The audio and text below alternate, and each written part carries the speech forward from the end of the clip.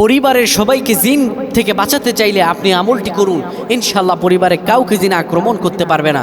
ছোট্ট বাচ্চা অনেক সময় কান্না করে, পেটে ব্যথা করে, এবং অনেক ছোট্ট বাচ্চা হাঁপিয়ে ওঠে, দেখা যায় নিঃশ্বাস বন্ধ হয়ে যায়। এই যে ছোট্ট বাচ্চাদের এই সমস্যাগুলো হয়, এগুলো অনেক সময় দুষ্ট জিনের দ্বারা প্রভাবিত হয়ে হয়।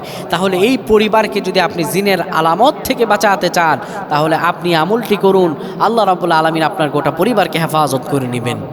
ছোট্ট বাচ্চা সহ পরিবারের মানুষদেরকে যদি জিনের অত্যাচার থেকে বাঁচাতে চান, তাহলে আপনি প্রতিদিন সকালে 3 বার সূরাতুন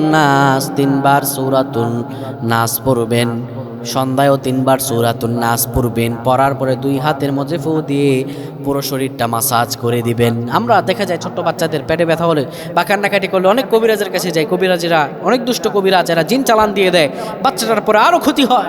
সাবধান সাবধান প্রিয় ভাইরা, আপনি পরিবারকে বাঁচাতে চাইলে নিজে আমল করেন, আল্লাহ কবুল করে নেবেন। আল্লাহ আমাদের কবুল করেন, পয় না আমিন।